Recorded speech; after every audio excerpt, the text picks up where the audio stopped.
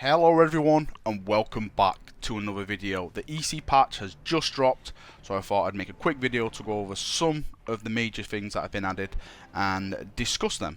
So let's jump right in and let's get started. Okay, probably the first big thing that has been added in this patch is that now we can mod RTC weapons. So weapons that you buy with RTC can now be modded in game. Previously we couldn't have done this because there was just no way we could mod it, but now, as you can see here, let me just click on this. If I wanted to, I could add the drum magazine to it, so I give this extra ammunition in the clip. And the best thing about it for me is that it doesn't lose the look, so it keeps the look it's got.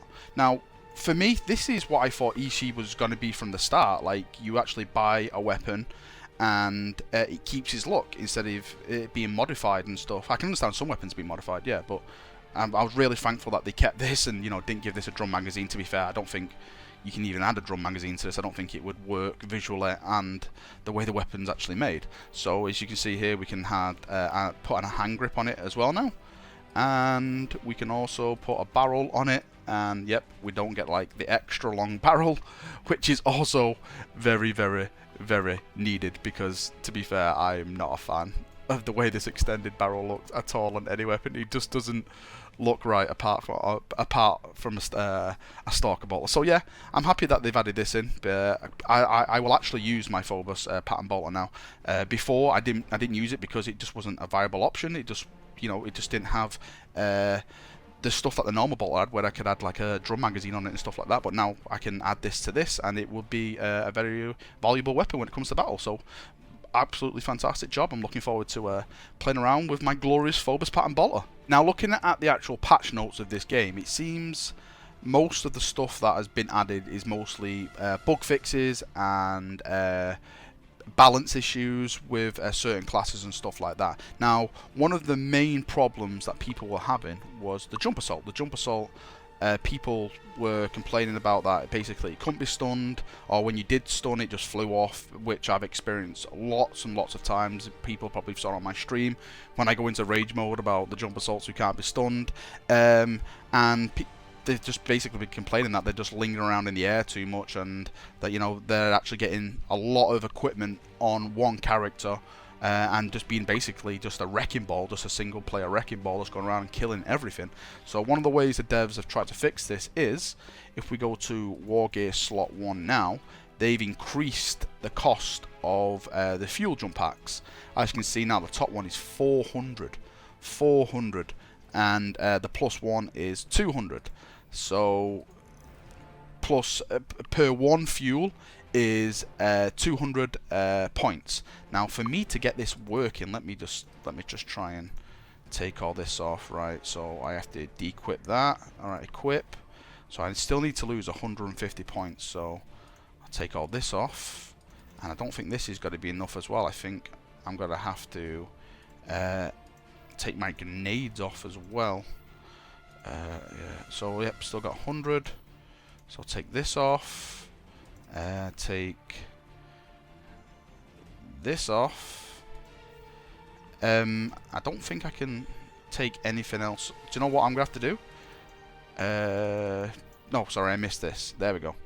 So for me to go with the 400, so with the max fuel now for this class, it's basically just a weapon with no mods on it, a bolt pistol with no mods on it, and if I want to, I could take my my artificer armor with it.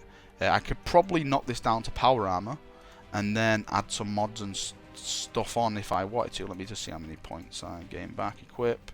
There we go. So 750 points. So I've got a few hundred points to play around with, having, if I want to make my weapon a bit more powerful. But for me personally, I always choose the armor over everything, since the time to kill is a bit hectic in this game at the moment. But yeah, so that is the way the jump assaults are now, chaps. My personal opinion on this at the moment is that I don't think the fuel thing was the main issue for me personally. What my main issue was that the stun mechanics just weren't simply working on jump assaults.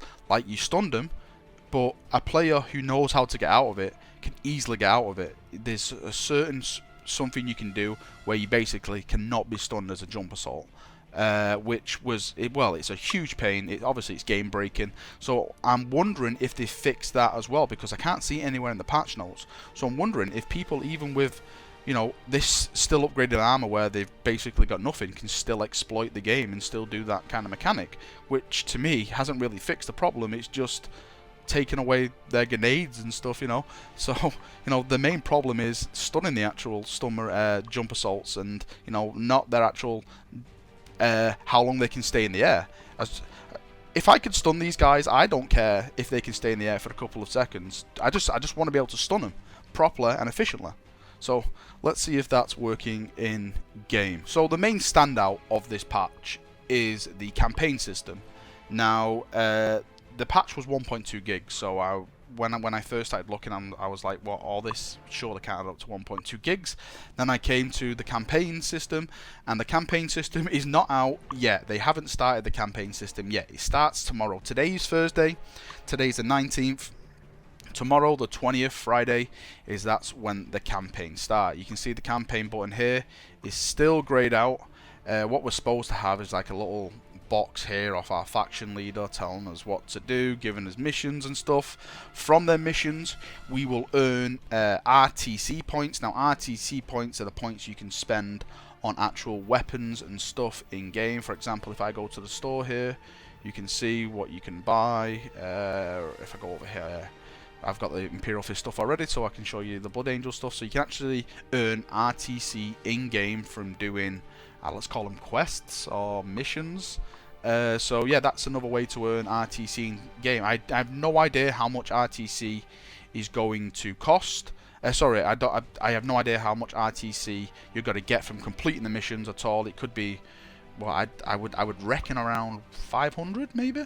500 RTC, is that a bit too much? I think that's a decent amount, but hopefully we'll see tomorrow. So yeah, the main thing is the campaign system, and the campaign system launches tomorrow, which I think really they could have just launched this patch tomorrow along with the campaigns. It feels a bit weak-sided to put the patch out without the campaign system, but they must have a plan. So I will hold out and probably make a brand new video featuring the campaign systems and how it all looks and works, and hopefully we can get how much RTC you get back. What I am going to do now, I'm probably just going to read through the list of changes I have on the patch notes and I'll probably pick some of the big names, the big, you know, talking points out, and just go through them because they're still updating the patch notes. So yeah, I'll just pick out the ones which really stand out to me. So let's move on to that. Okay, let's start off with something that caused a lot of complaints, and that was the setup phase.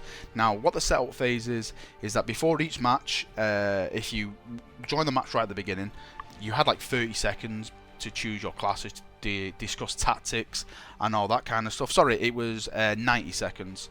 And that has now been changed from 90 seconds to 180 seconds, and to give more time for players to load in, which to be fair is welcome, because I know a lot of players which are having a lot of optimization issues with this game, where by the time they've loaded in, there's like 2 minutes gone of the game. So, you know, the more deployment phase we can have, the better. Actually, I would actually wish it, and I can't really see it in the changes anywhere, that I would wish the teams would be even before the actual game kicked off. Something which I think it was Battlefield 3, where you could join the server, you could drive around and stuff, but the match wouldn't officially start until you had a certain number of players.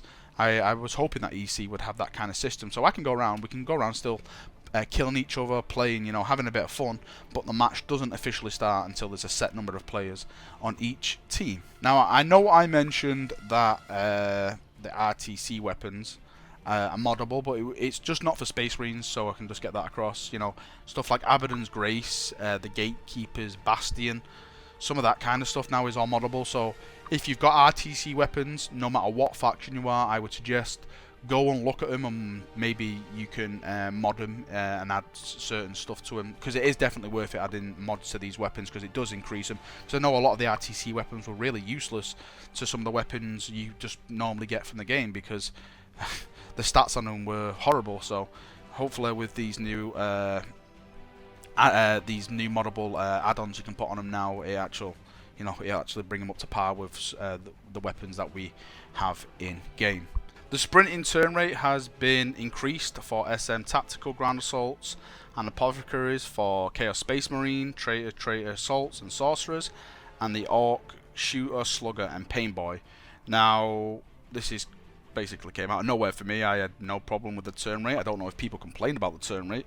I didn't really see that many, well, I can't recall seeing any threads complaining about the turn rate. Maybe the developers just wanted to increase the turn rate. Who knows?